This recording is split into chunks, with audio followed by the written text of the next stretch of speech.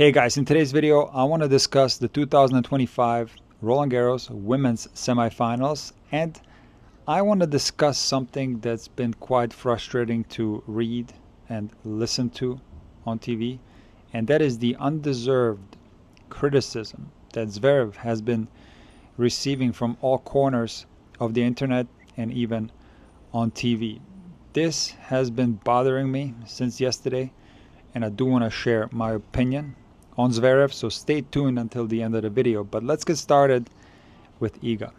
Her ranking on Monday is going to be number 7 in the world. This sounds like a catastrophe, but I think this was a very positive 2 weeks for Iga because she found herself. I thought that she played really well, and she just got outplayed in that third set by the best player in the world. I will say that the conditions suited Sabalenka more. The roof was closed, and Iga is very similar to Nadal, where she likes a clay court that's high bouncing, and indoor conditions are generally slower. And not only that, but also the bounce is going to be lower, which will favor Sabalenka in many different ways. So I've talked in the past about the fact that a kick serve on the ATP Tour is a very effective second serve. However, on a WTA Tour, having a kick serve might be a problem when you're facing an exceptional returner.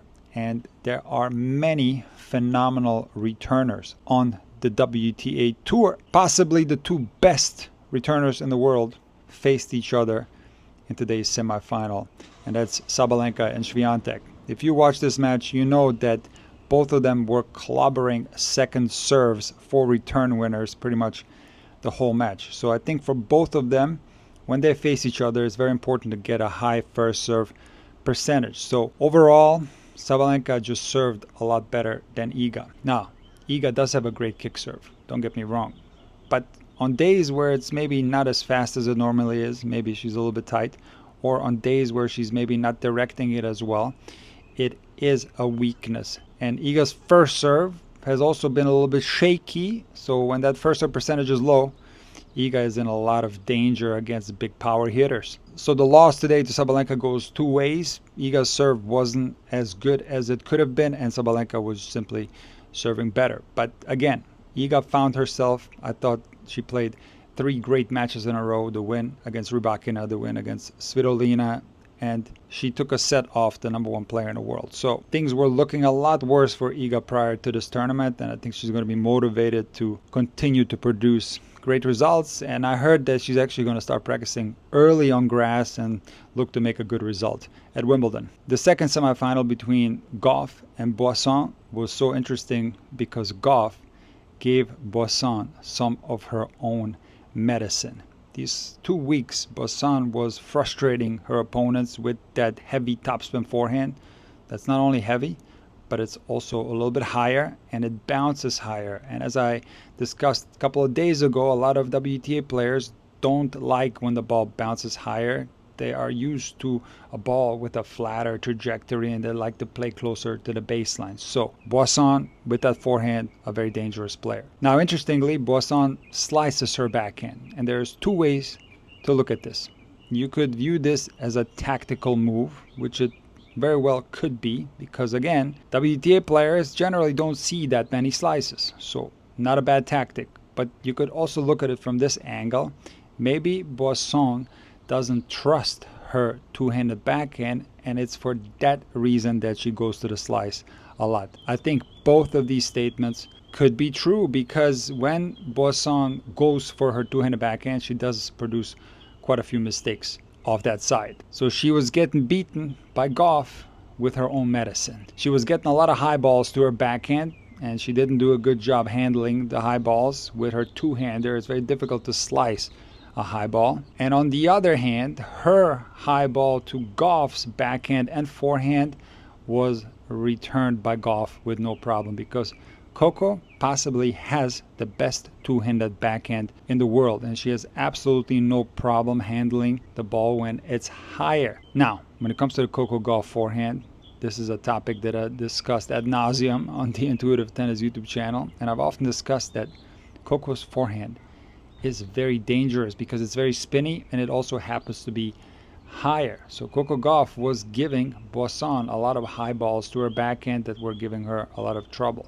But on the flip side, when Boisson was giving Coco high balls to her forehand, Coco has that Western grip on her forehand, and when you play with a Western grip, high balls are a lot easier. So Coco had absolutely no problem handling that heavy, high bouncing forehand topspin from Boisson, and it's for that reason that Gauff only lost 3 games in today's semifinal. Now the final between Gauff and Sabalenka can go both ways. I do think that Sabalenka is a slight favorite in this one. I watched that match in the Madrid final that Sabalenka won over Gauff in 2 sets, but Gauff was up 5-3 in that second set. So I do think that Sabalenka is currently the best player in the world, and if she plays like she did in that third set against Swiatek, where she basically blew her off the court 6-0 and made no mistakes, I think she had 0 unforced errors in that set. That's Sinner style tennis. I don't think that anyone can do anything when Sabalenka is playing like that,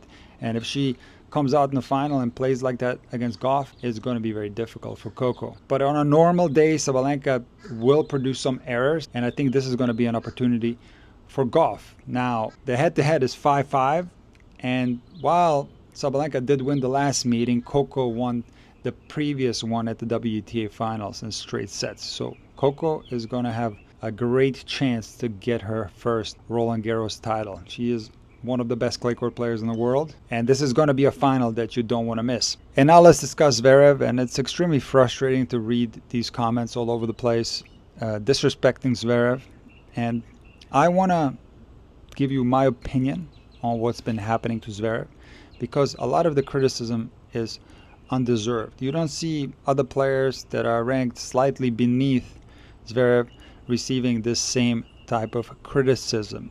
First and foremost, Zverev does have issues in big matches where he's too passive. Even Roger Federer told him this during the Laver Cup, and Zverev agreed. All of this started when Zverev lost that US Open final to Dominic Thiem, where he indeed did play passively. And for sure, there are other examples of Zverev playing passive tennis in very important matches, no doubt about it. But let's put some respect on this guy's name. And I'm not a Zverev fan by any means, but I respect his level, which is sky high. In 2017, Zverev finished the year ranked number 4 in the world. In 2018, Zverev finished number 4. In 2019, Zverev finished number 7 in the world. In 2020, Zverev finished number 7 in the world. In 2021, Zverev finished number 3 in the world. Do you know why Zverev finished number 12 in the world in 2022? Well, the last match he played that year was that semifinal loss to Rafael Nadal, where he rolled his ankle,